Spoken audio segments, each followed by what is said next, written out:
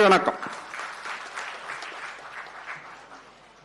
தமிழ் தேசியம் வெறும் காகிதம் அல்ல, ஆயுதம் என்று அருமையாக வாழ்த்துரை வழங்கிய அருணபாரதி அவர்களுக்கு நன்றி. அடுத்ததாக, தமிழர்கள் ஒரு தனித்த தேசிய இனமாக விளங்குகிறார்கள். அவர்களுக்கென்று உயரிய புகழ் வாய்ந்த வரலாற்று நீட்சி கொண்ட தமிழ் மொழி என்கிற தாய்மொழி இருக்கிறது என்று குறிப்பிட்டுள்ளதோடு, தமிழ் தேசிய இனத்தின் அடிப்படை தன்மைகளை பற்றி விளக்கி இருக்கும் தமிழ் தேசிய சுவடுகள் என்ற இவரது கட்டுரை இந்த நூல் தொகுப்பில் இடம்பெற்றுள்ளது. இவர் நவீன இலக்கியம், திரைப்படம் உள்ளிட்ட வகைமைகளில் தொடர்ச்சியாக கட்டுரைகள் எழுதி வருபவர். நாம் தமிழர் கட்சியின் மாநில ஒருங்கிணைப்பாளர் வழக்குரைஞர் தமிழ் திரு மணி செந்தில் அவர்களை வாழ்த்துரை வழங்க அன்புடன் அழைக்கிறோம்.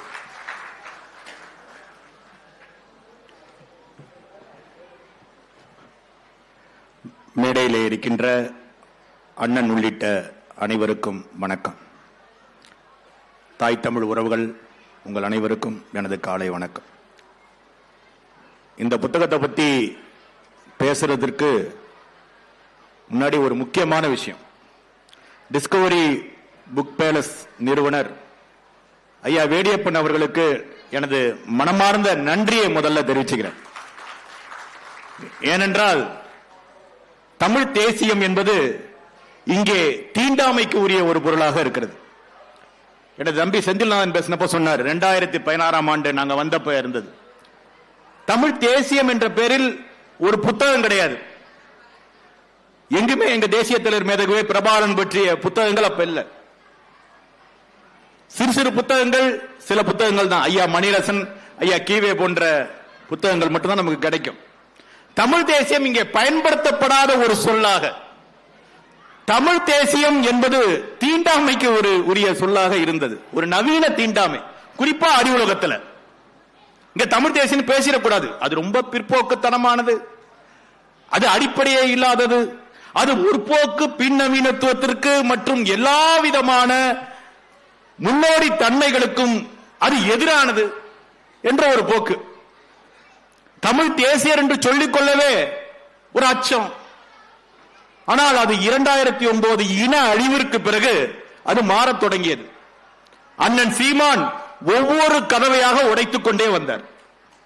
தேசிய தலைவர் மேதகுவே பிரபாகரன் அவர்களின் படத்தை பயன்படுத்தக்கூடாது என்பதை, அந்த நிலையை மாற்றி இப்போது தேசிய தலைவர் மேதகுவே பிரபாகரன் என்பவர் தமிழ்நாட்டின் ஒரு பொது சொத்தாக மாறியிருக்கிறார். அது எல்லா வீட்டு விழாக்களிலும் தேசிய தலைவர் பிரபாகரனின் படம் இடம்பெறுகிறது.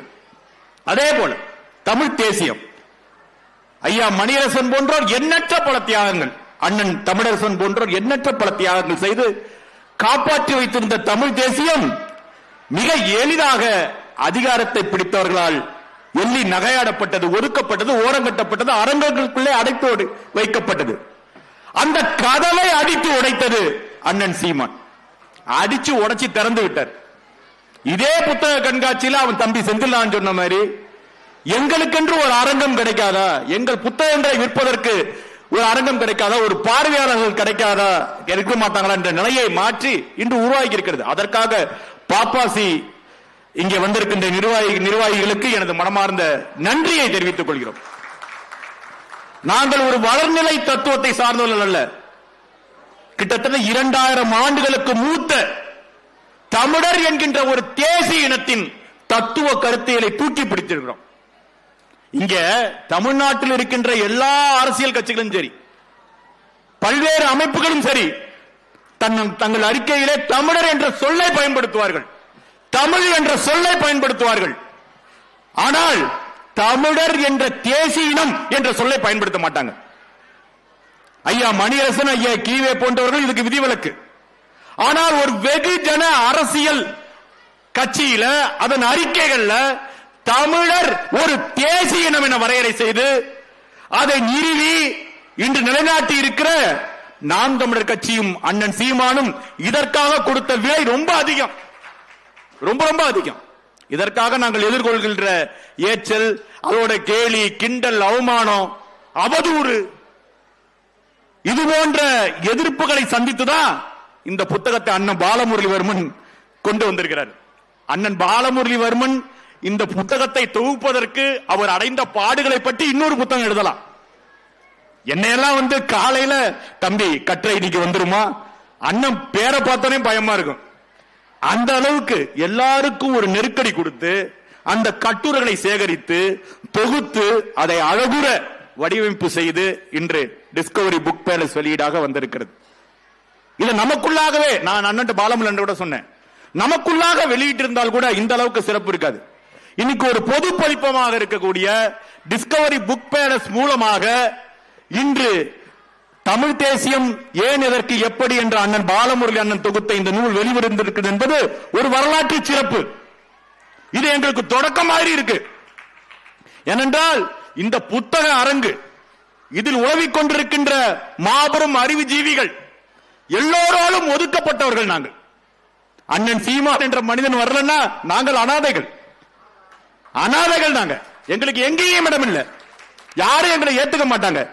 இன அழிவிற்காக எங்கள் கண்கள் கலங்கி நின்றால் இவர்கள் ஆளும் அதிகாரத்திற்கு எதிரானவர்கள் என்று பட்டம் குட்டப்படுவார்கள். அப்படி எல்லாத்துக்கும் இவர்கள் வந்து ஒரு சிறு குழுங்க, இவர்களால ஒண்ணுமே பண்ண முடியாதுங்க, இவர்கள் பிற்போக்குவாதிகள்ங்க என்று நாங்கள் பேசாதவற்றையும் அவர்களே பேசி எங்களை ஏசிக் கொண்டிருந்த காலத்தை இன்று அண்ணன் பாலமுரளிவர்மன் அவர்கள் தொகுத்திருக்கிற இந்த புத்தகம் ஒரு ஆயுதமாக மாறி அடித்து உடைத்திருக்கிறது. இது தொடக்கம் தான். பாலமுரளி அண்ணனே சொன்னாரு, தம்பி நான் கதவை திறந்து விட்டுருக்கேன், சீமான் அண்ணன் மாதிரி கதவுகளை திறந்து விட்டுருக்கிறேன், இனிமேல் அடுத்தடுத்த கதவுகளை திறக்க வேண்டியது உங்களை போன்றோரின் கடமையினர். அண்ணன் சீமான் இந்த கதவுகளை அடித்து உடைத்து திறந்தார், அரசியல் கதவுகளை. அண்ணன் பாலமுரளிவர்மனும் மதிப்பிற்குரிய பதிப்பாளர் வேடியப்பன் அவர்களும் தமிழ் அறிவுலகத்தின் அறியாமை கதவுகளை உடைத்து திறந்திருக்கிறார்கள். இது ஒரு திறப்பு.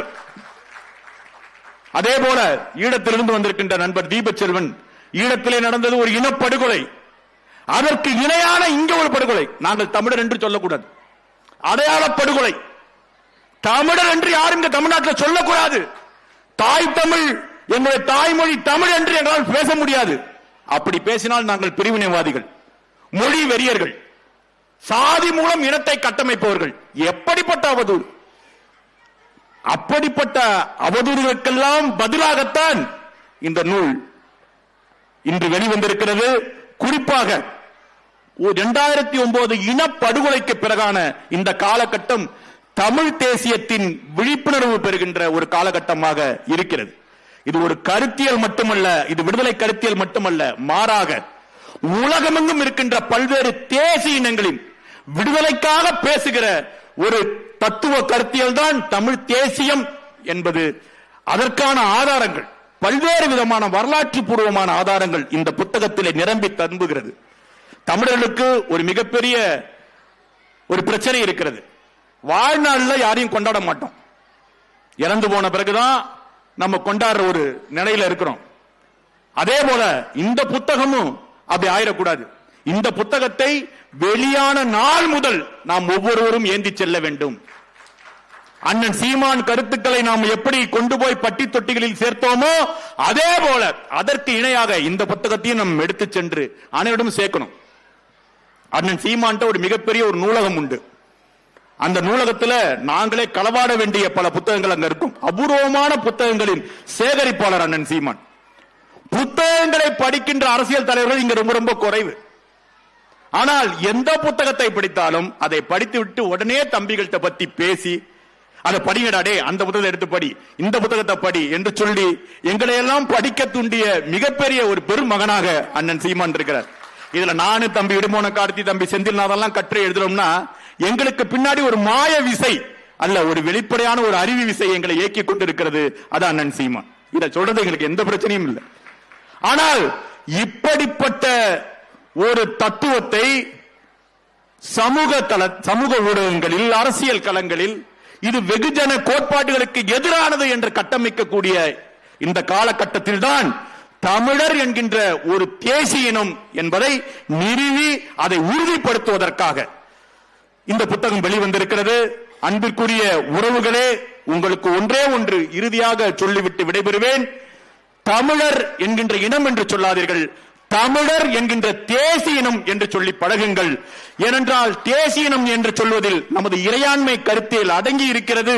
அதை நாம் உறுதிப்படுத்த வேண்டும் என்று சொல்லி இந்த புத்தகம் ஆக பெரும் வெற்றிகளை பெற வேண்டும் என மனதார வாழ்த்தி தந்த வாய்ப்புக்கு நன்றி கூறி விடைபெற்று முடிக்கின்றேன். நன்றி, வணக்கம்.